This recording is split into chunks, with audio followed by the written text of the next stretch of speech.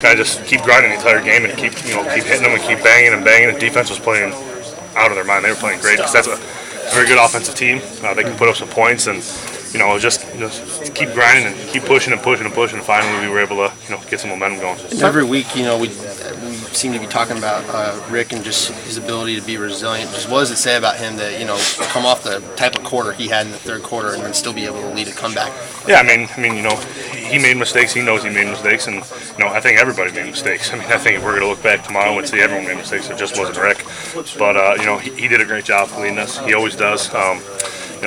Threw a couple picks and comes back and throws 2 touchdowns. So that's the kind of guy he is. He's resilient and he's going to continue to be that way. And then just kind of lost in the translation, if you will, is just with Brandon having the game that he had filling in for Adam. Just talk about what he was able to provide you guys from a running standpoint. Yeah, when Adam was here, we knew Brandon was a good back. He ran the ball very well when Adam was here. Now Adam's out, and he kind of took on the role himself, and he did a great job. Pocky got in there too and just made some good runs. But Brandon's a great player. He's a hard-nosed kid. He bounces back when he makes a bad cut or a bad play, doesn't get yards. He stays positive in the huddle, which is rare for a freshman, not to get flustered or concerned about stuff. He just keeps playing. And you just talk about all his characteristics as an offensive lineman. Does that make it more exciting for you to know that you got a running back like that you're blocking for?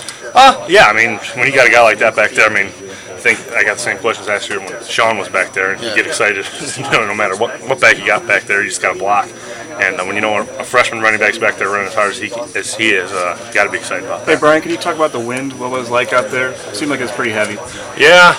In warm-ups, I was getting kind of cold. It was kind of chilly out there in the beginning, but once you get going, you kind of just lose focus of it. But it was windy. It seemed like a couple passes died because of it, and a couple punts died because of it. But as an offensive lineman, I don't really pay attention to it. It doesn't really affect me too much. I'm still slow running up and down the field. Was that the talk though on some of Rick's passes that were going in the north end zone? Just kind of hung up.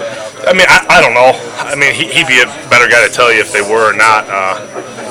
That could have been the case. Because I know Rick definitely isn't that inaccurate. Rick's a pretty accurate guy, so to see that was kind of rare. I would have never thought he would have done that many times. But I'm not making any excuses for him or anything. He'll be able to tell you better than anybody. What was the mood in the huddle? When you guys were facing the difficulties in the third quarter? We knew we just had to keep pushing. It was all positive the entire time. We knew that we couldn't just break right there. We knew that we had a chance to keep pushing. We had a little success on a couple drives before that, so we knew we could move the ball. It was just a matter of doing it consistently and picking up big chunks of yards, every series, and we were able to do that. And whenever you make a big play, that gets the huddle a little bit more positive, a little bit more energy. So what was it like? They had a 1st and goal at your 4. And they could have gone up, I think, 17 points. Or I can't remember. Sash pick 6, is that what it was? Yeah. God, what a play. I thought, I didn't even know what happened. I thought the ball hit the ground and he picked it up and ran it, but it was a pick. But that was a huge play.